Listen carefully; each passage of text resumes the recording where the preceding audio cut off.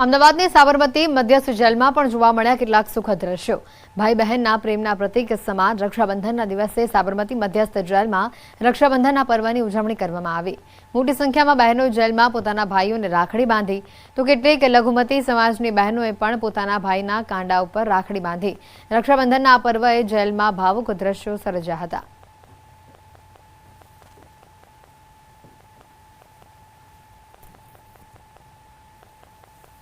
वो मारामारी के केस में। तो क्या आपने प्रार्थना की है भाई को? हाँ का वो उसको जामीन मिल जाए और जल्दी से घर पे आ जाए, उसकी शुभकामनाएं मेरी। और आज का त्योहार है, भाई से आज मिलन हुआ क्या? हाँ, वो भाई से मिलन हुआ और अच्छा लगा, उससे मिलने की खुशी मिली उसे। जल्दी से जल्दी बाहर आ जाएगा। कितने साल से है? 2 साल से। क्या हुआ था, कैसे बंद है जेल में? वो तो 2 नंबर के केस में आया है। 2 साल से? 2 साल से अंदर है। પોતાના પરિવારજનો, પોતાના સગા બહેનો એમને પોતાને રાખડી બાંધવા માટે આવે છે અને સાથે મીઠાઈ પણ લઈને આવે છે અને ખૂબ આનંદ અને ઉલ્લાસથી અહીંયા રક્ષાબંધન પર્વની ઉજવણી કરવામાં આવે છે। આશરે આપણે 3800ની આસપાસ વિભાગ 1, વિભાગ 2 અને મહિલા જેલમાં થઈને 3800ની આસપાસ કેદીઓ હોય છે। ભાઈ અને બહેનના પવિત્ર પ્રેમનું પ્રતીક રક્ષાબંધનનો તહેવાર આજે દેશભરમાં ઉજવાઈ રહ્યો છે, ત્યારે અમદાવાદની સાબરમતી મધ્યસ્થ જેલમાં પણ રક્ષાબંધન તહેવારની ઉજવણી કરવામાં આવી રહી છે।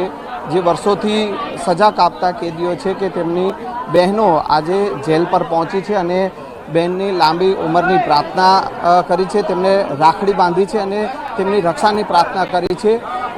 સાબરમતી જેલના આ દ્રશ્યો છે કે જ્યાં કેદી ભાઈઓને જે છે તેમની બહેનો અહીંયા રાખડી બાંધી રહી છે અને આ રક્ષાબંધનના તહેવારમાં જેલમાં પણ ભાવુક દ્રશ્યો જે છે તે જોવા મળ્યા છે। કેમેરામેન અમિત શર્મા સાથે સંજય ટાંક, ન્યૂઝ 18 ગુજરાતી, અમદાવાદ। અમદાવાદના જમાલપુરમાં આવેલા જગન્નાથ મંદિરમાં મોટી સંખ્યામાં લઘુમતી સમાજની બહેનો પહોંચી। રક્ષાબંધનના પર્વ પર લઘુમતી સમાજની મહિલાઓએ દિલીપદાસજીને રાખડી બાંધી। દિલીપદાસજી મહારાજને કંકુ તિલક કરી રાખડી બાંધી મોં મીઠું કરાવવામાં આવ્યું।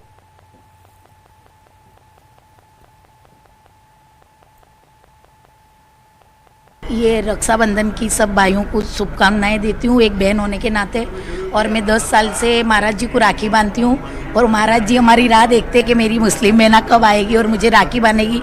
जिस दिन मुस्लिम बहना आती है उस दिन आपका हाथ उनका भर जाता है राखी से, तो हमारे को भी बहुत अच्छा लगता है और हमारे महाराज जी को भी बहुत अच्छा लगता है। और मेरे सरहद पे जितने भी भाई है हमारी देश की रक्षा करते हैं, उनको भी मैं बहन होने के नाते एक अच्छी दुआ देती हूँ कि हमारे देश की रक्षा करने वाले भाइयों की भी आयु लंबी हो और मेरे जितने भी भाई है उनकी सबकी आयु लंबी हो। ये पवित्र मौके के दिन मैं दिल से दुआएं देना चाहती हूँ। ભાવ છે મુસ્લિમ બહેનોનો અને મંદિર સાથે ખૂબ અનન્ય નાતો જોડેલો છે। ભાઈ બહેનનો આજે પવિત્ર દિવસ છે, એમને પણ એક ભાવ જાગ્યો કે આપણે મહારાષ્ટ્રને રાખડી બાંધી અને બંધુત્વની ભાવના સાથેનો એમને એવો નાતો જોડાય। તો મહંત દિલીપદાસજી મહારાજને રાખડી બાંધવા માટે લઘુમતી સમાજની બહેનો મોટી સંખ્યામાં પહોંચી હતી અને તેઓએ પણ તેમની લાંબા આયુષ્ય માટે અને સારા સ્વાસ્થ્ય માટે પ્રાર્થના કરી હતી। જગન્નાથ મંદિરમાં રક્ષાબંધનની ઉજવણી કરવામાં આવી। મોટી સંખ્યામાં લઘુમતી સમાજની બહેનો જગન્નાથ મંદિર ખાતે પહોંચી હતી। તો સાથે જ આ 3 અલગ અલગ દ્રશ્યો બનાસકાંઠાથી કે જ્યાં સરહદ ઉપર નાની બાળાઓ દ્વારા વિદ્યાર્થીનીઓ દ્વારા જવાનોને રાખડી બાંધીને રક્ષાબંધનના પર્વની ઉજવણી કરવામાં આવી। તો બીજી બાજુ અમદાવાદમાં જેલમાં બહેનો પોતાના ભાઈઓને મળી રક્ષાબંધનના પર્વની ઉજવણી કરી। તો અન્ય દ્રશ્ય પણ બતાવી રહ્યા છે જગન્નાથ મંદિરના અમદાવાદના કે જ્યાં લઘુમતી સમાજની બહેનોએ દિલીપદાસજી મહારાજને રાખડી બાંધી।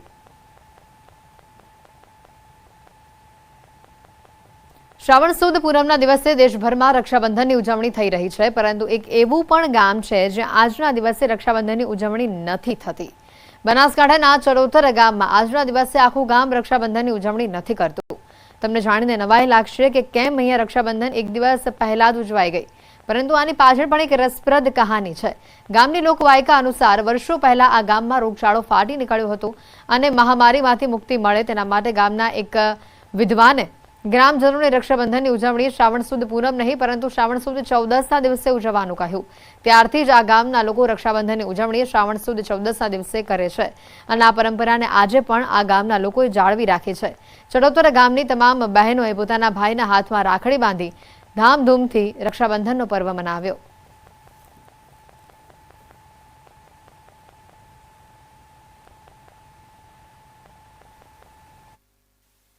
અમારા ગામમાં વર્ષો પહેલાં એક રોગચાળો ફાટી નીકળેલો. એ રોગચાળાનું નિરાકરણ લાવવા અમારા વડવાઓએ જે તે વડીલોને આગળ જે અમારા ગુરુ મહારાજ હોય એમને વાત કરેલી, તો એમને એવું કહેલું કે રક્ષાબંધન એક દિવસ પહેલાં ઉજવો. તો શ્રાવણ સુદ 14ના દિવસે આ પૂનમે હોય છે રક્ષાબંધન, અને 14એ ઉજવો તો આ રોગચાળો બંધ થઈ જશે. જેના કારણે અમારા વડવાઓ આ પરંપરા રોગચાળો બંધ થવાથી જાળવી રાખી છે. કે 500 વર્ષ પહેલાંની પરંપરા છે કે અહીંયા બધા 14ના દિવસે રક્ષાબંધન ઉજવે છે અને ગામની બધી જ બહેનો એ 14ના દિવસે આવે છે અને એમના ભાઈને રાખડી બાંધી એમના લાંબા આયુષ્યની પ્રાર્થના કરે છે.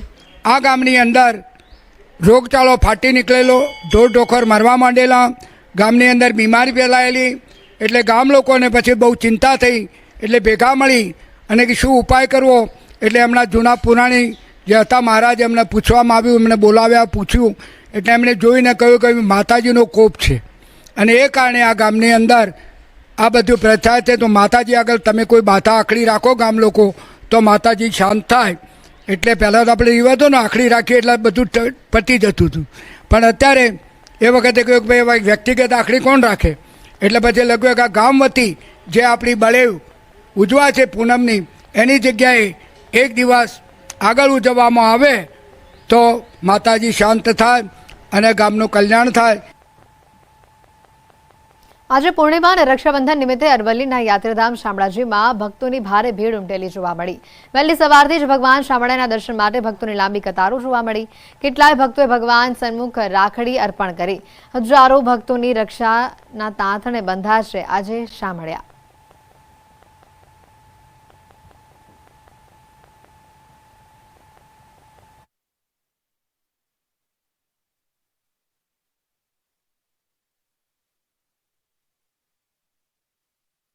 યાત્રાધામ શામળાજીમાં આજે પૂર્ણિમાના દિવસે રક્ષાબંધનનો જે પવિત્ર તહેવાર છે તેને લઈને ભક્તોની ભીડ જામી છે. ખાસ કરીને ભક્તો દ્વારા જે રાખડીઓ એ ભગવાનને ધરાવવામાં આવી છે. આપ જોઈ શકો છો કે જે ભાવ શ્રદ્ધા સાથે ભગવાન શામળિયાને આજે રાખડીઓ ધરાવવામાં આવે છે.